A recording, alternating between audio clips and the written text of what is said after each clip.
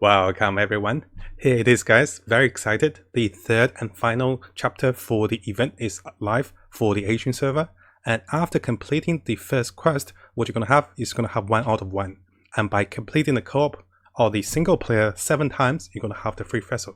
We'll talk about that after for the cost of vessel. So let's have a look at this particular chapter. Now as expected, we'll be getting 60 Primogems and some factory resin for the startup quest, and this is very generous of them. After that, we're looking at 120 more Primogems for doing the side quest of the final chapter. So we're looking at 180 Primogems now.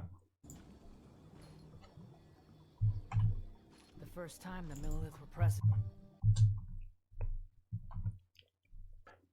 Now, unlike the other chapters which actually give us additional Primogem reward if you come into the chapter itself, over here if you come to the third chapters, we did not get additional Primogems. So we're looking at 180 Primogems for now, and let's go into the particular story reveal for the new city and also the patch 1.2. And here is the official reveal guys. Saramach is the 6th Harbinger, and he is the character that's going to come into Injunia, or the new, the third city. You can see it with the scenarios. The teaser of the story also talk about the mountain and the frozen mountain, which is patch 1.2. So there's a lot of teasers for the new city, for the new Harbinger we're going to fight likely, and also the new mountain. So very excited and lovely for them to compile everything, and I also have hidden teasers and official trailers and everything with the story of this particular event. So everything's connecting. It's just not a separate event, so it's actually leading up to a much bigger event for patch 1.2 and also for the new city and also the new Harbinger. Very lovely. So what's going to happen is, before starting the quest, you have to play Mona's puzzle. What you'll be looking for is you're trying to match the bottom part with the side part. If you don't solve the puzzle, you cannot start up the co-op event. So look at this part and look at this part. Notice you want to match those two together, and once you match those, all the other ones will match. Don't get baited by the middle ones, don't get baited by the the smaller circles. Look at the side. This is what you're looking for. The moment those matches, you can start up the quest. So after matching both of them, the circle will spin a little bit, and this will start up the co-op quest first. You do have to come to the location, and then you can decide whether you want to play single mode or co-op mode. You can see the reward over here for my current reward level. At reward level 6, I'm getting 50 of those essence, stars essence. Now if we come back to this old display picture over here, you can see that this is giving us 38 star might essence. I do believe this scales with reward level, and depending on your reward level, you get different amount of the essence. If you happen to join a party with high level players, you'll be getting more of those for the higher reward level I believe, but the difficulty will be much higher. Now, I was the host of this particular co-op game, and as we go further, what you're going to see is you're going to see 2 Venti, 1 Razor, and 1 Klee that's joining us. You can also change the characters. Notice he went from Klee into Child, and this is how you start the co-op. So there's a few functions I want to share with you guys. You can see everything's normal, but you do get a small hotbar or T over here. You can start to submit the moment this bar lines up. So when this lights up around half of the mark, you can start to submit. And you have to be under the circle to submit. Depending on the monsters you're facing and depending on the enemies, you get different amount of the submission. So you can see I'm currently submitting, and there is a countdown. Once the countdown reaches to 5 seconds, my submission has completed. I got us about 300 out of 2000, and the biggest difference is, I'll show you guys very soon, as you are submitting, you want to make sure you're not interrupted. If any attack hits you, you're interrupted, all of your submitted energy will go to waste. They will take away all the energy, you don't get any bonus out of it. So very soon I'll show you guys. Unfortunately, I did start up with a Venti, so I was planning to try someone else, but I was running over with a Venti, so I started with a Venti as a support. Now, because the world level is at my current world level 6, things gets really difficult.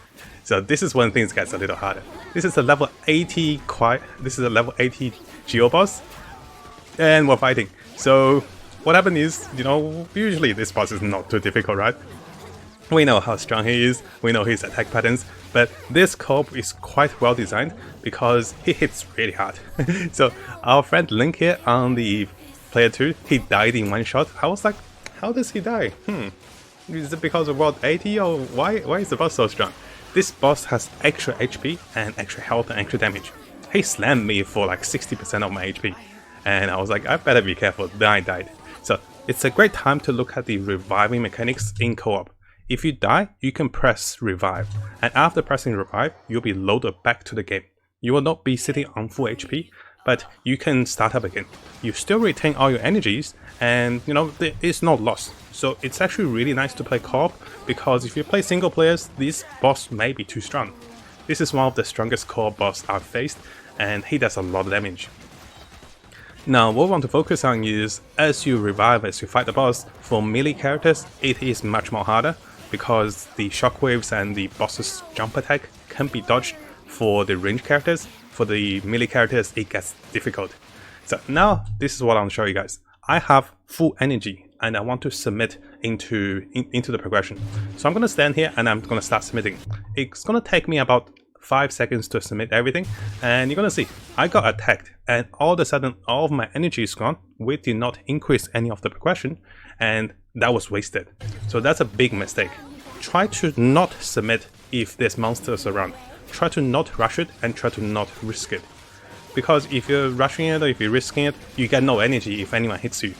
So similarly, if you have someone like Venti or someone who can crowd control like Sakros, you can try to submit if the enemies are controlled. After the major boss, things get a little easier. You get a few of the electric side mage and the fighting will continue because we can continuously revive. So as long as we don't get killed maybe together, we should be fine. Usually we're expecting to submit a little higher than this because several of the players over here actually have been, interrupted. So this time we're a little slower. Also keep in mind, during a phase of the game there was a circle on one of the players which increased submission rate and also amount. And I do believe increased submission rate, not sure about that amount though. On this part you can see that the players who actually have the circle now increase the attack party's damage, or the whole party's attack damage. By having that circle, if you run next to the circle with him, you will have increased damage. Again, I was interrupted. We were about to finish the event, and because I was interrupted by a projectile, we have to fight for the next phase. It's nice to see the next phase though. You have the Electro Mage, you also have the Golems. I guess the Battle Golems are pretty durable. You can go for the Electric Mage, which can be stunned. And once you submit everything, you'll be able to loot the 40 resin exchange for the Stars Essence and also for the Adventure Experience. So over here, let's submit and let's see what we get. I didn't want to test out if it's doable without spending resin because the task actually asks us to make sure we actually spend the resin. So over here, I didn't try the trick with no reason, but over here, because you have to accumulate the completion of the Fallen Star challenge. So what I'll do after this recording is I'll try to finish out 7. I'll see if I can do it without any reason, and I'll let you guys know in another video. So to summarize this co-op guide for the event, what you want to do guys is you want to make sure you collect enemies together. You want to make sure you're not interrupted because that will waste a lot of time and energy. And finally, if you do die, make sure you revive and come back to the fight. If you do get a team with increasing auras and increasing buffs, make sure you go around the characters together and also grab their special effect. The effect is not a large circle, so whoever has the submission buff should come to the middle and help with everyone. Whoever has the attack buff should try to stand next to everyone for the maximal potential of doing damage. As a summary of the total rewards from the 3rd chapter, we're looking at 180 Primogems and 60 of the Stars Essence to start up. I also saw that the event shop is starting up new. So you can see there's 12, there's 4 of those numbers, and there is, the numbers are up.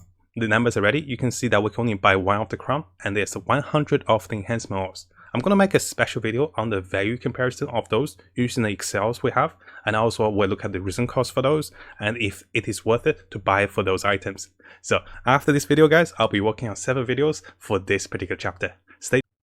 Now if you found this video helpful, make sure you subscribe and also turn the little bell on for the latest news. I'll be looking towards to make more builds, guides, tips and news and event updates for us as we come further into the game. And as always, I wish you guys the best of luck with Genshin and have the most fun in exploring this wonderful world.